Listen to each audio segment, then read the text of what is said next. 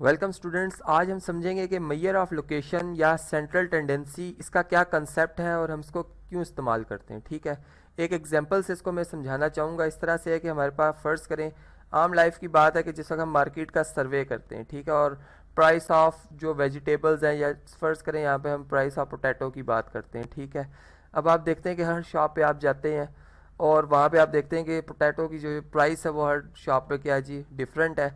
लेकिन जब हम एज अ एवरेज एक बात करते हैं तो हम कहते हैं कि आज जो प्राइस थी वो 25 पर केजी है। ठीक है, यानी एक एवरेज बात कर ली हमने।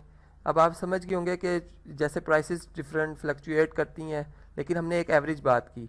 इसी तरह से इसी कंसेप्ट को हम ऐसा भी समझ सकते हैं कि फॉर एग्जांपल एक प्लेयर है, ठीक है, एक बैट्समैन की चले बात करते हैं हम, और उन्होंने डिफरेंट जो है वो स्कोर्स किए हैं मैचेस के हवाले से।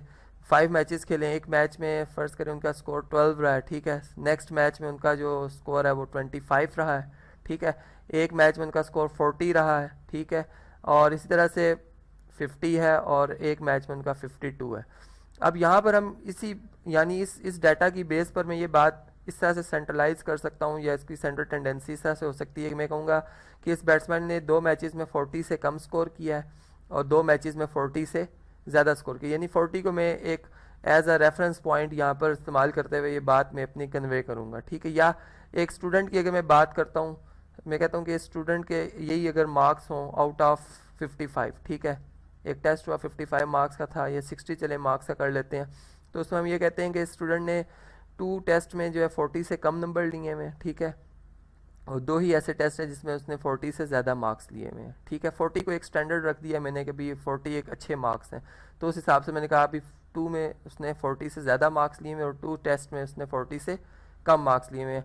तो ये भी एक यानी बात कन्वे करने का एक सेंट्रलाइज उसको करने का एक हमारे पास तरीका है, जिसको हम एवरेज भी कहते हैं। ठीक है, जैसे मैंने आपको बताया कि मेजर ऑफ लोकेशन बेसिकली ये क्या है जी, हमारे पास एवरेज है जिसमें हमारे पास डिफरेंट टाइप्स होती हैं। अब इसी तरह एक और इस कंसेप्ट को हम समझते हैं इस तरह से कि फॉर एग्जांपल हमारे पास जो डाटा है, फॉर एग्जांपल एक रिपोर्ट हम बनाते हैं, एक स्टूडेंट की रिपोर्ट इस तरह से है। फॉर एग्जांपल चलें इसी की रिपोर्ट बनाते हैं, इसमें इसको फर्स्ट जो है उसके मंथली टेस्ट होते हैं, इसके ऊपर जिसको परफॉर्मेंस के ऊपर जिसको रिमार्क मिलते हैं वो पुअर के मिल रहे हैं। ठीक है, देन उसको जो रिमार्क मिल रहे हैं वो फेयर के मिल रहे हैं। ठीक है, इसने इम्प्रूव किया रिजल्ट को, अगेन इसको फेयर ही के रिमार्क्स मिल रहे हैं। ठीक है, और इसके बाद जो है इसको इन द लास्ट जो है यानी फाइनल एग्जाम में एज अ गुड जो इसको रिमार्क्स मिले। तो यहाँ पर यानी यहाँ पर अगर हम इस रिमार्क्स की बेस के ऊपर बात करेंगे, चूँकि फेयर जो इसको रिमार्क्स मिले वो मोस्ट ऑफ द टाइम मिले, तो हम कहेंगे एज अ होल इसकी जो परफॉर्मेंस रही है वो क्या रही है जी, फेयर रही है। ठीक है, नहीं हमने अपनी जो डिसीजन लिया है, हमने जो स्टेटमेंट पास किया है, उसको हमने सेंट्रलाइज किया उस वैल्यू को देखते हुए जो कि ऑब्जर्वेशन में मोस्ट टाइम क्या कर रही है जी, फ्रिक्वेंटली रिपीट कर रही है। तो ये बेसिकली हमारे पास जो है वो मेजर ऑफ लोकेशन या सेंट्रल टेंडेंसी की टाइप्स थी, या इसको समझने का कंसेप्ट था कि इसको हम क्यों अप्लाई करते हैं, किधर अप्लाई करते हैं और क्या इसका मकसद है।